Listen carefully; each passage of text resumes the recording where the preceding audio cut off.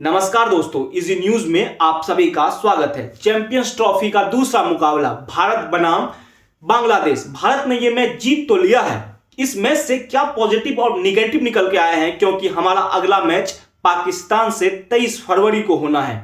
आज भारत और बांग्लादेश में बांग्लादेश ने टॉस जीता, पहले बल्लेबाजी करने का फैसला लिया, लेकिन बांग्लादेश के 5 विकेट आपने अगर मैच देखा होगा तो आपको यह दिख ही रहा होगा कि बांग्लादेश के शुरुआती 5 विकेट 35 रनों पर ही गिर गए थे। लेकिन उसके बाद से जो हमारी खराब फील्डिंग हुई और कुछ कप्तानी में भी थोड़ा सा डाउनफॉल रोहित शर्मा का तो दिखा ही, जिसके कारण एक अच्छा पार्टनरशिप लगा और बांग्लादेश एक 200 के पार अपना स्कोर लेकर चली गई। एक तौहीद ने 100 लगाया, जाकिर ने 50 लगाया। उससे कहीं ना कहीं बांग्लादेश को एक मौका, तो एक ऐसे स्कोर पर बांग्लादेश पहुंच पाई कि जहां तक लड़ाई हो सकती थी। लेकिन दुबई जैसे पिच पर आप ये समझ लीजिए, दुबई जैसे पिच पर इस टोटल पे तो आप लड़ाई नहीं कर सकते हैं। लेकिन अब सवाल उठ रहा है कि आखिर 35 पे 5 विकेट के बाद कैसे कोई टीम 200 के पार पहुंच जाती है और क्यों इतने आसानी से हमने उसे रन बनाने दिया। सबसे पहले खराब फील्डिंग। लगातार 2 विकेट जब अक्षर पटेल ने आउट कर दिया था तो हैट्रिक के तौर पर रोहित शर्मा ने उनका कैच छोड़ा। उसके बाद जब इनकी थोड़ी सी पार्टनरशिप लग गई थी तो उसके बाद हार्दिक पांड्या के सामने से आते हुए कैच को हार्दिक पांड्या ने छोड़ा। और फिर उसके बाद केएल राहुल की विकेट कीपिंग। केएल राहुल के विकेट को कीपिंग पे आज केएल राहुल ने 2 अच्छे कैच जरूर पकड़े थे, लेकिन विकेट कीपिंग पर सवाल है। आप अपना एक 11 को बनाने के लिए केएल राहुल से विकेट कीपिंग तो करा रहे हैं, लेकिन कहीं यह विकेट कीपिंग किसी बड़े मैच में भारत को भारी ना पड़ जाए। जिस तरीके से केएल राहुल ने स्टंप छोड़ा है वो स्टंप तो बनता ही था, और अगर वो पार्टनरशिप वहां टूट जाती तो बांग्लादेश 200 के नीचे ही रुक जाती। हमने ये मैच जरूर जीता है, लेकिन पाकिस्तान, जो कि हमारा एक बहुत बड़ा राइवलरी होता है क्रिकेट में भारत और पाकिस्तान का, उससे पहले हमें सतर्क जरूर होना होगा।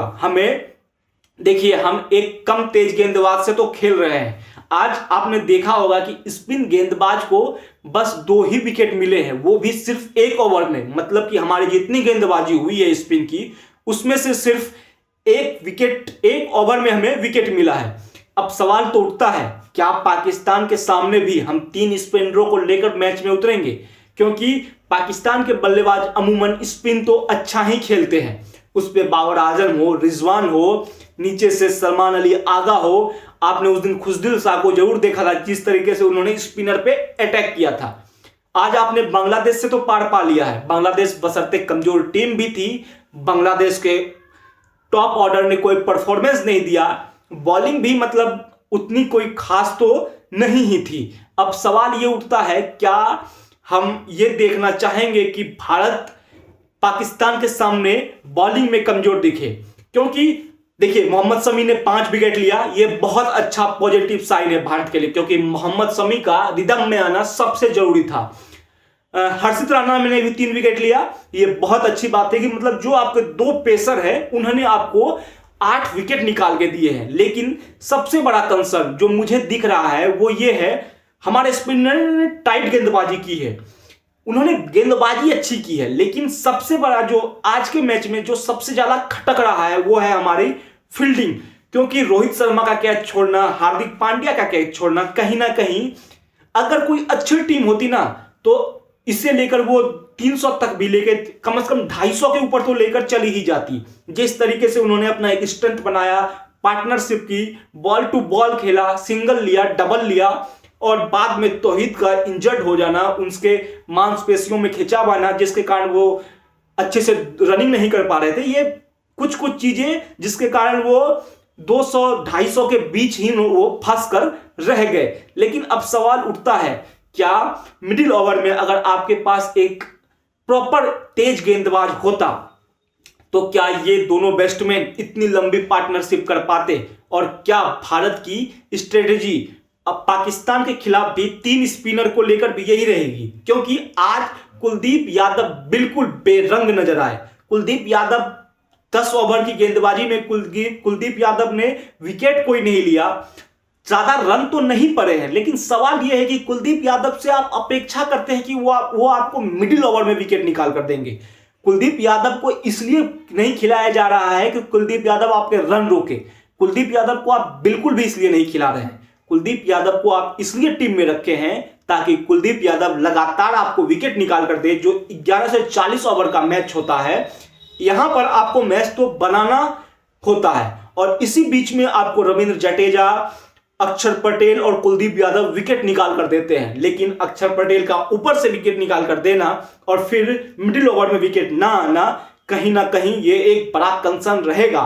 हालांकि पाकिस्तान टीम जरूर डिमोरलाइज होगी न्यूजीलैंड से हारने के बाद, लेकिन कहते हैं ना, वो पाकिस्तान की टीम भारत को देखकर पता नहीं उनके अंदर कौन सा ही जोश आ जाता है। अचानक से देखने लगते हैं कि उनके गेंदबाज अच्छे गेंदबाज दिखने लगते हैं, उनके बल्लेबाज अच्छे बल्लेबाज दिखने लगते हैं।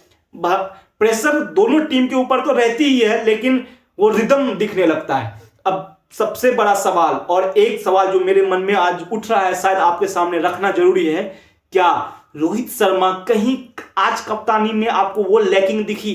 आपको वो दिखा कि कैसे, मतलब आप 40 आपके हर्षित राणा के ओवर रह रहे हैं, हार्दिक पांड्या के ओवर रह रहे हैं, तो क्यों आप वहां पर जिस ओवर में दो छक्के एक चौके अक्षर पटेल को लगा, क्यों आप वहां पर अक्षर पटेल को 40वें ओवर के बाद बॉलिंग करवा रहे हैं?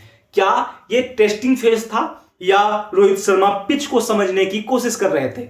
लेकिन एक बात तो है, आज कहीं ना कहीं थोड़ा सा प्रोएक्टिवनेस रोहित शर्मा का कम तो दिख ही रहा था। आपने मैच जीता, इसके लिए इंडियन टीम को मुबारकबाद, लेकिन अब सबसे बड़ी राइवलरी जो कि पाकिस्तान से रविवार को होना है, उसके लिए सभी क्रिकेट फैंस को इंतजार तो है, लेकिन अब मौका होगा पाकिस्तान को फिर से आईसीसी के एक टूर्नामेंट में हराने का और भारत को अपना जगह सेमीफाइनल में पक्का करने का। ये वीडियो आपको कैसा लगा हमें जरूर बताइएगा। साथ ही साथ इस वीडियो को लाइक और शेयर करना ना भूलें, और जाते जाते हमारे चैनल को सब्सक्राइब कर लें।